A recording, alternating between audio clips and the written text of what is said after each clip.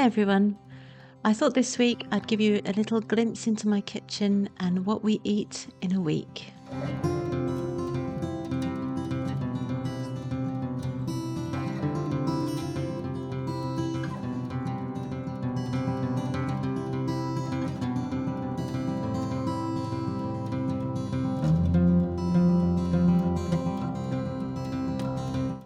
Before we get started, I wanted to tell you a little bit more about our family.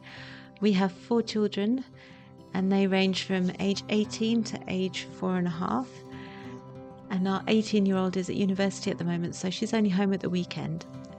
I'm used to cooking for 6 people every evening, but at the moment it's more like 5 people. And what I do is I often cook early afternoon and heat it up for the evening so that I can just be there present with my children when they come home from school, help them with their homework and all of the rest of it.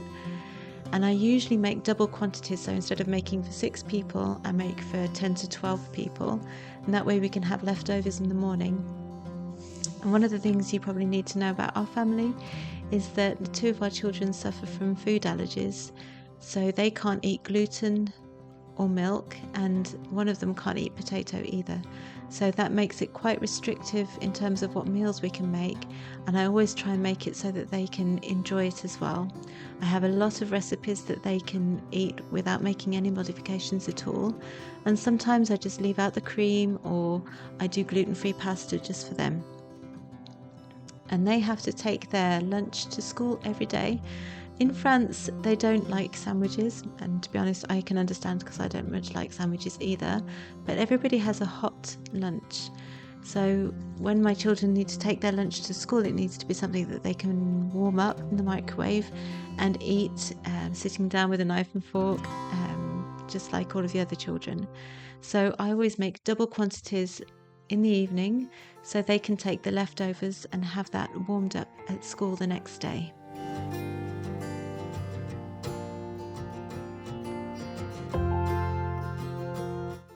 This first recipe that you can see me make is a chicken and vegetable curry, and all of these recipes actually I'm doing it off the top of my head with what I've got and just throwing in what I think might taste good together. So we've got chicken thighs that I've cut up into smaller pieces, peppers, carrots, courgettes. I usually use tinned tomatoes for this kind of recipe, but I had some tomatoes that we'd picked at the farm a couple of weeks ago that needed to be used up, so I've chopped those up and put them in instead. And I always use some coconut milk just to give it a nice creamy flavour. And the spices I've used today are ginger, garam masala, turmeric and coriander, and I would normally put cumin in, but I don't have any cumin and I keep forgetting to buy it, so I'm going to have to do without cumin again this week. So that all goes in together, cooks down nicely. I would probably have separated the chicken and cooked it in 2 lots. That would have probably been better. And I've added a bit of stock, some bone broth here, just for that extra health benefits and also the flavour.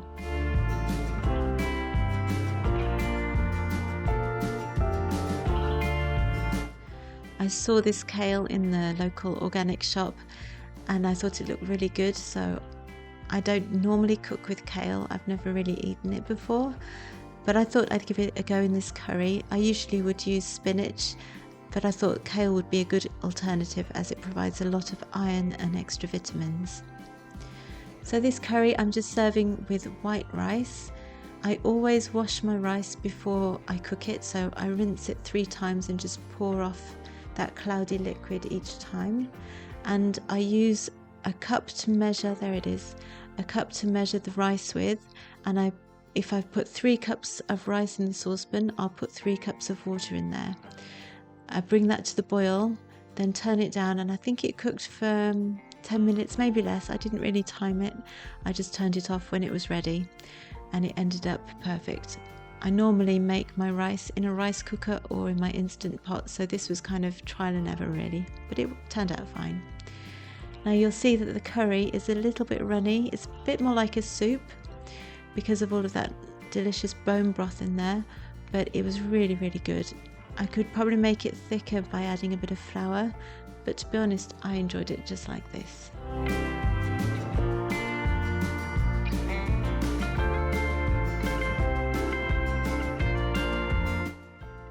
Now we always serve our curry with a little bit of banana. Don't knock it until you've tried it. It's really tasty to have that little bit of sweetness with the curry.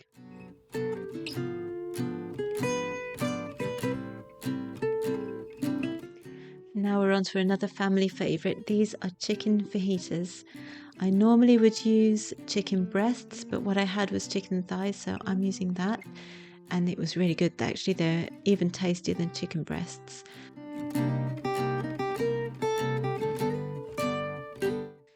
I'm cooking the chicken in 2 batches here, just so that it doesn't give out too much water.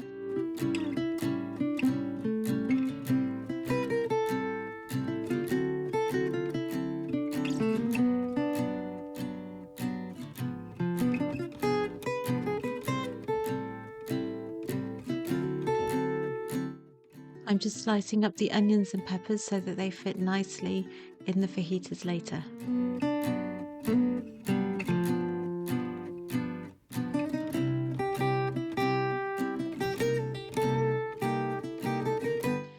Now I'm on to making the pickled onions. This is so easy to make and it just brings so much flavour to the fajitas. I love it.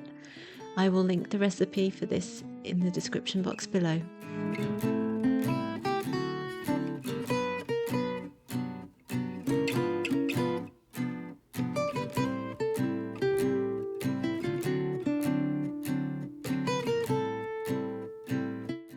All you need to do is put vinegar, salt and sugar in a glass jar, shake it up to mix it, then add your onions and give it another shake. If your jar is bigger, you can add some warm water as well, and that will help dissolve the salt and the sugar, but I didn't have enough room in my jar, so I just used it at room temperature and it was fine.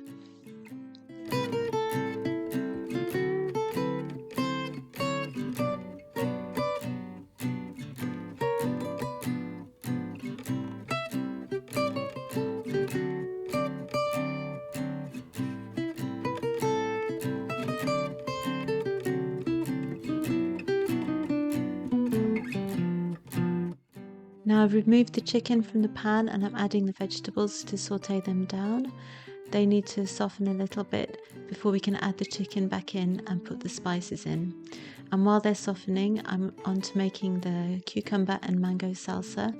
This is a recipe, well, I modified it to use what I have, but I got the idea from Farmhouse on Boone, and I will put the link to the recipe in the description box below. I've just used today a cucumber, a mango, some salt and some lemon juice, but it's amazing if you've got some coriander that you can put in there. And also I think she uses jalapenos, I think, just for a bit of extra spice, but since my kids don't like spice, I haven't put any of that in. Actually, I've got a chili pepper sitting on the work surface. I was thinking, should I put it in, shouldn't I put it in? And I decided not to because I knew nobody would want to eat it.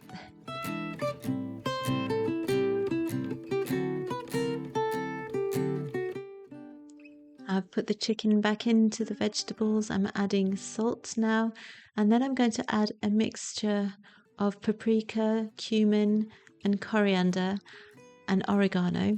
I usually have the separate spices, but I took some of this on holiday. I knew I wanted to make fajitas on holiday, so I made up the spice mix and put it in that little jar to take with us. And since I don't have any cumin at the moment, I'm really glad I've got this little spice mix.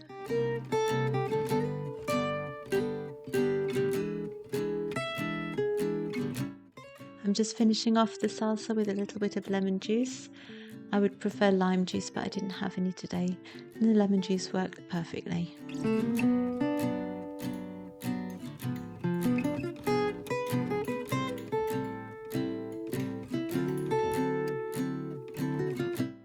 So there you have it. It's a really simple meal that everybody enjoys. Chicken, onions, peppers. I like to top it with a little bit of cream, avocado, pickled onions, cheddar cheese, and this delicious mango and cucumber salsa.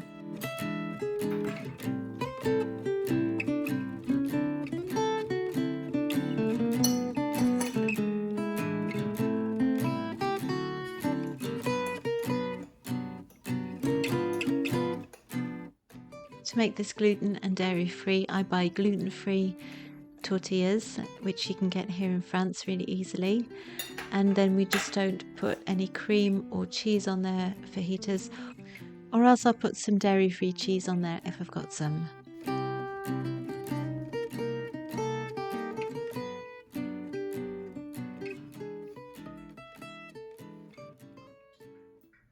Now on to the next recipe. This is actually a Monday, and over the weekend I didn't cook at all, which was really nice. It makes a nice change. We were at some friends on Saturday, and on Sunday we just ate leftovers, so that was a nice break for me. But today I'm making a mincemeat and rice soup, and I'm doing it in my Instant Pot so that it'll stay warm until we're ready to eat it.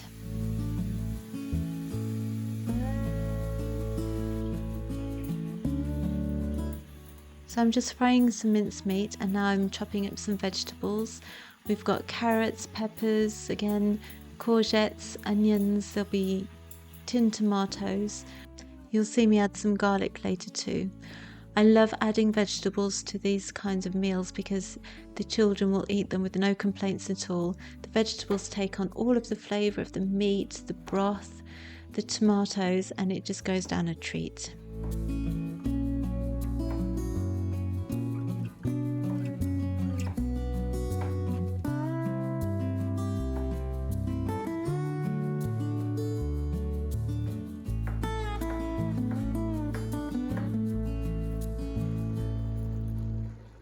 Once the meat started to brown, I added in all of the vegetables, stirred it, and added in some oregano and some salt and some pepper and the garlic.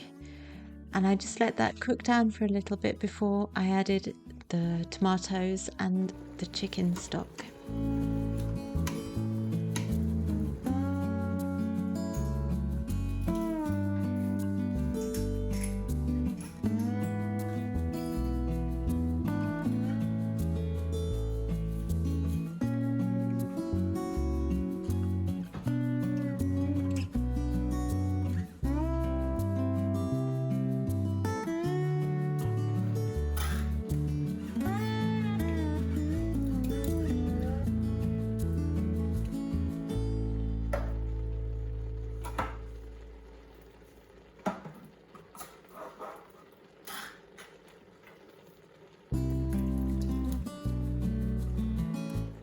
Whenever I'm cooking with tinned tomatoes, I always like to make sure I'm getting every last drop of tomato. So I fill up the can about a quarter full with water and just swirl it round and tip in that extra tomato juice.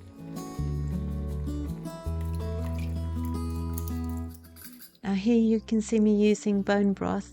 I said earlier that it's chicken broth, but it's not. It's beef bone broth, I think. And I made this by roasting some beef bones in the oven and then cooking it with water, just covering them with water and cooking it for about 4 hours in the Instant Pot. And homemade broth is so good for you and so delicious. It's really worth doing it. I'll put my recipe for chicken bone broth in the description box below.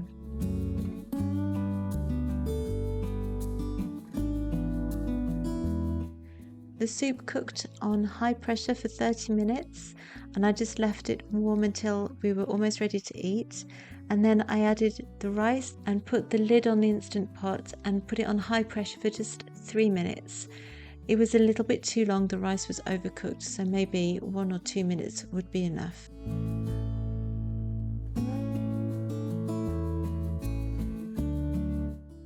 In any case, this turned out really nicely. There was plenty for lunch the next day and even some more left over, which I turned into chili for the following day.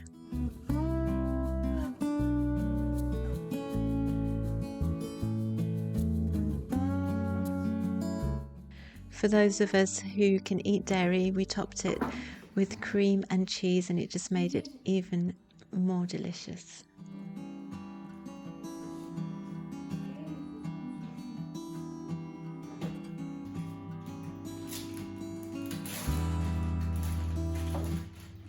On to the next day. I make a lot of food that is in a sauce or a stew or a soup, because it's easy for me to make it early in the afternoon and heat it up when we're ready to eat. But sometimes I really enjoy a roast, and I especially love roast pork.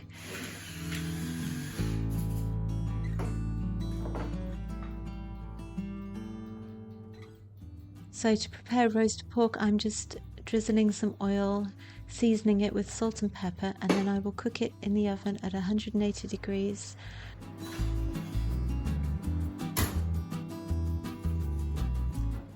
I'm going to serve this with mashed potatoes, obviously not for my little boy that's got a potato allergy. He'll have to have something else. I'm just peeling the potatoes and cutting them up quite small so that they'll cook quickly.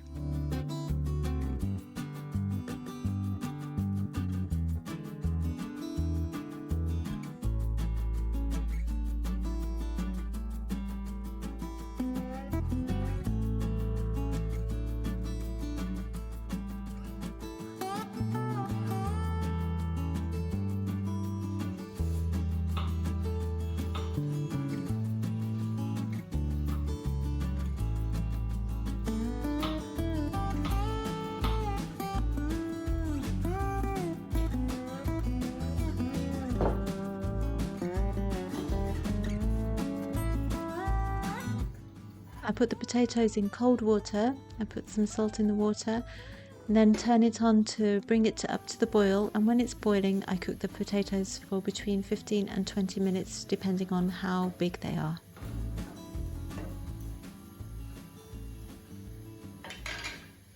Now I don't know about you, but I love reading books that describe meals and food that people are eating. And one of my favourite books for that is Farmer Boy from Little House on the Prairie. I don't know if you've ever read that book. It's so much fun to read. And I remember one of the scenes, he describes a meal that he's having with fried apples and onions. And ever since I read that, I've been wanting to try fried apples and onions. And this is the first time I've got around to it. It's not onions. These are, I think they're called scallions in English. It's a cross between an onion and a shallot, which is actually really nice with this because they're a little bit sweeter.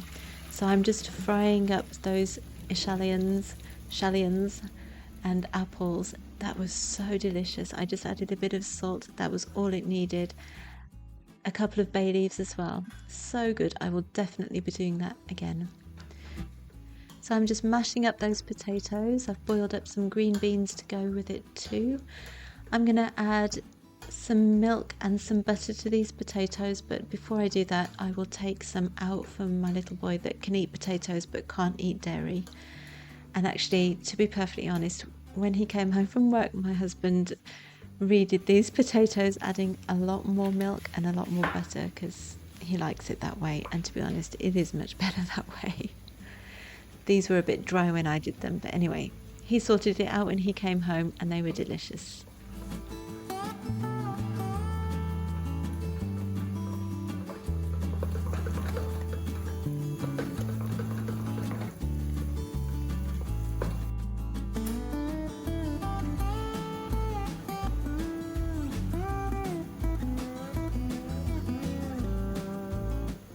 This was a really, really tasty dinner and definitely one that I'll be doing again.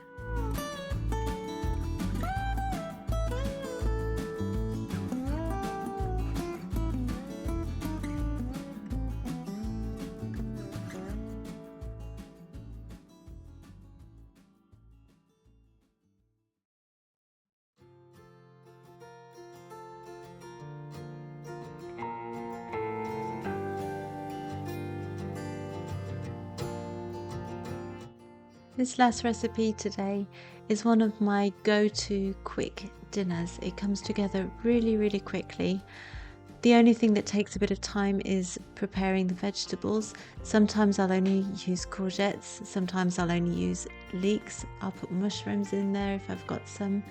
It just depends on what I've got to hand, but it is a really tasty, easy dinner, and the vegetables cook for about the same amount of time as the pasta, so I can usually get dinner ready in just over half an hour, start to finish, with this recipe.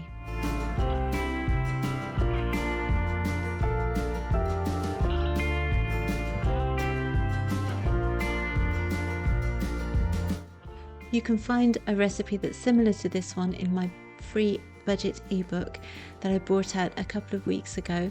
There are 5 recipes in there, and each recipe is absolutely delicious and very, very cheap to make.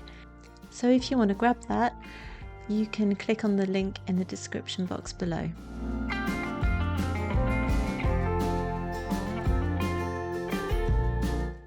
Now I'm making huge quantities here because this is one of those things that seems to cook down, and I never have as much as I thought I was going to have, and I knew I needed at least 2 meals from this recipe. So I've put in a lot of leeks and a lot of courgettes. They're just going to cook down a little bit, soften slightly, and then I'm going to add some chicken stock that I made and let that cook while I cook the pasta.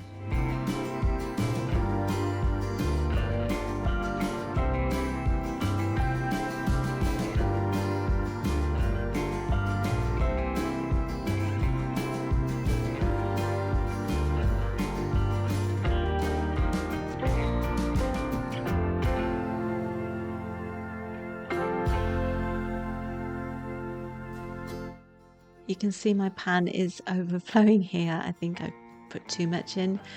But anyway, we did end up eating most of it between this evening and the next day.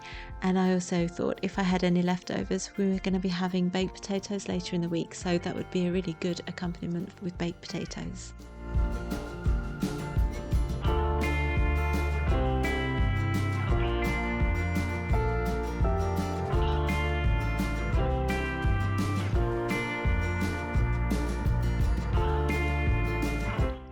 I'm adding ham here for a bit of extra protein, and that gives an extra flavour to the sauce as well.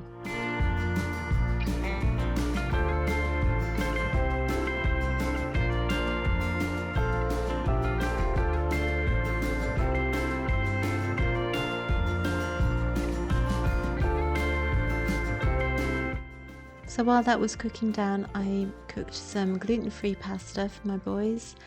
And I'm just going to add the vegetable sauce as it is and serve it with some dairy-free cheese that they enjoy.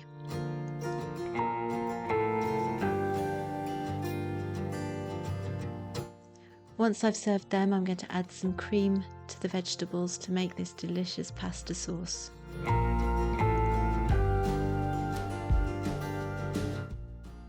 If you're looking for a dairy-free alternative to cream, you can use coconut cream. I didn't have any of that tonight, but it's a really good alternative if you can't eat dairy. Well, I hope you enjoyed following along with me as I cooked meals for my family this week, and I hope I gave you some inspiration. If you would like more content like this, don't forget to hit subscribe. I make videos every week on homemade food from scratch, allergy-friendly meal ideas, and lots of sourdough. See you next time. Bye!